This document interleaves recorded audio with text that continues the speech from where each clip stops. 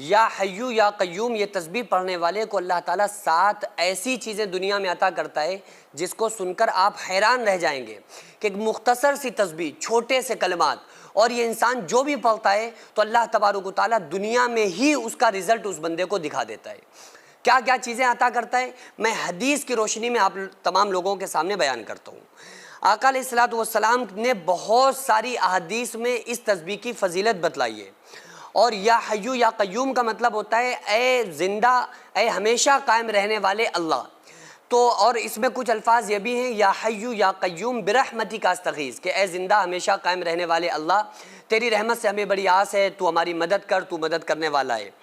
تو اس میں کیا کیا چیزیں اس کے پڑھنے والے کو ملتی ہیں؟ رسول اللہ صلی اللہ تعالیٰ علیہ وآلہ وسلم نے اپنی بیٹی سیدہ فاطمۃ الزہرا کو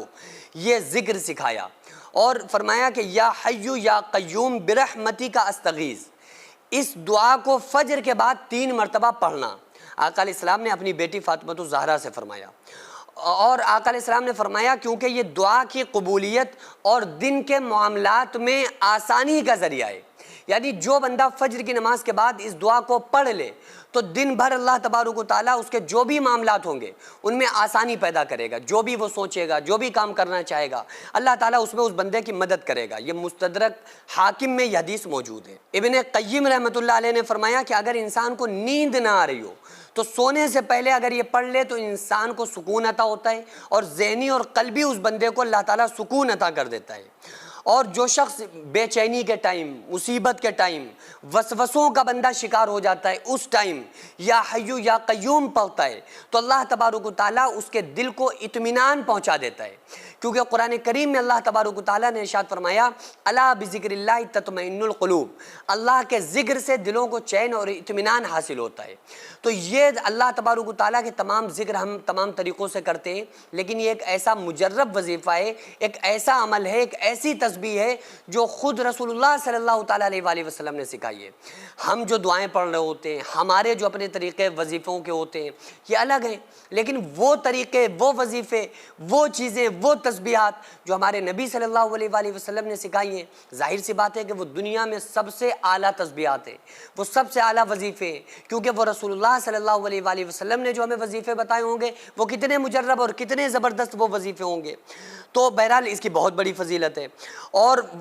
فجر کی نماز کے بعد اگر کوئی بندہ 100 مرتبہ یا حیو یا قیوم پڑھتا ہے تو اللہ تعالیٰ جو بھی اس کے سامنے مشکلات آ رہی ہوں، بار بار مشکلات کا وہ بندہ سامنا کر رہا ہو، تو اللہ تعالیٰ ان مشکلات سے اس بندے کو نجات عطا فرما دیتا ہے، وہ تمام مشکلات سے اس دنیا سے بری ہو جاتا ہے اور تمام مشکلیں اس سے دور ہو جاتی ہیں۔ تو میں 7 موٹی موٹی چیزیں آپ لوگوں کو بتاتا ہوں جس کو میں نے ترتیب کر کے لکھا ہوا ہے۔ پہلی چیز، یا حیو یا قیوم پڑھنے والے کو اللہ تعالیٰ کا یہ چونکہ عظیم نام ہے تو یہ پڑھنے والے کو کی دعا اللہ تعالیٰ جلدی قبول کرتا ہے۔ دوسری چیز، دل کو سکون اور اطمینان ملتا ہے۔ تیسری چیز، پریشانیوں اور مصیبتوں سے نجات ملتی ہے۔ چوتھی چیز، بے خوابی میں پڑھنے سے نیند آ جاتی ہے، اگر کوئی انسان جاگتی حالت میں، الجھن میں، پریشانی میں، گھبراہٹ کے ماحول میں پڑھ لے، نیند نہیں آ رہی ہے تو اس کو اللہ تعالیٰ نیند عطا کر دیتا ہے۔ تہجد اور فجر کے بعد پڑھنا سنت سے ثابت ہے، یعنی تہجد میں آقا علیہ الصلوۃ والسلام سے یہ تسبیح کا پڑھنے کا ثبوت ملتا ہے، اور فجر کی نماز کے بعد یہ تسبیح آقا علیہ الصلوۃ والسلام پڑھا کرتے تھے۔ چھٹی چیز، دل کی سختی، غم اور فکر میں جو بندہ مبتلا رہتا ہے اللہ تعالیٰ اس تسبیح کی برکت سے اس کے غم اور فکر سے اس کو نجات عطا کر دیتا ہے۔ اس کے علاوہ سب سے خاص چیز کہ اللہ تعالیٰ کی خاص رحمت اس بندے کے اوپر نازل ہوتی ہے۔ کتنی ساری فضیلتیں، یہ تو میں نے جو لکھی ہیں یہ تو ٹکڑا بھی نہیں ہے، ٹکڑا، لاکھوں فضیلتیں اس تسبیح کی ہیں، کیونکہ یہ اللہ کے خاص ذکروں میں آتی ہیں، اور یہ یا حیو یا قیوم جو ہیں اللہ کے صفاتی ناموں میں آتے ہیں۔ تو جو بندہ اللہ کے ذاتی اور صفاتی ناموں کا ورد کرنے والا ہوتا ہے تو بندہ شمار نہیں کر سکتا بندہ اندازہ نہیں لگا سکتا کہ اس کی برکت سے اللہ تعالیٰ اس کو کیا کیا چیزیں عطا کر سکتا ہے۔ تو اس لیے اپنے نمازوں کے بعد وظیفوں میں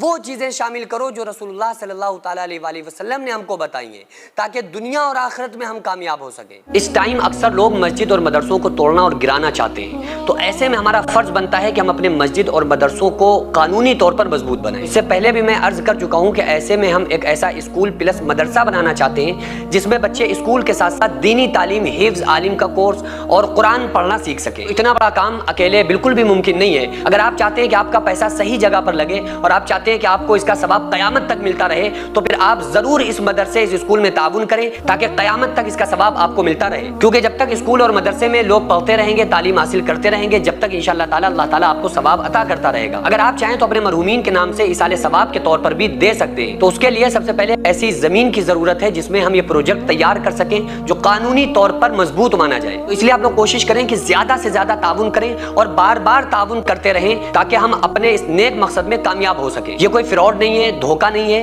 آپ چاہیں تو آپ آ کر خود یہاں پر وزٹ کر سکتے ہیں، آ کر دیکھ سکتے ہیں کہ الحمدللہ کس طرح سے یہاں پر کام ہوتے ہیں، کس طرح سے دینی کام، ملی کام، قوم کے کام، سماجی کام ہوتے ہیں۔ خود آ کر آپ وزٹ کر کے اپنی آنکھوں سے دیکھ سکتے ہیں۔ تو اسکرین پر جو آغازیہ ویلفیئر سوسائٹی کا اکاؤنٹ نمبر اور اسکینر نظر آ رہا ہے، اس پر آپ زیادہ سے زیادہ تعاون ضرور کریں۔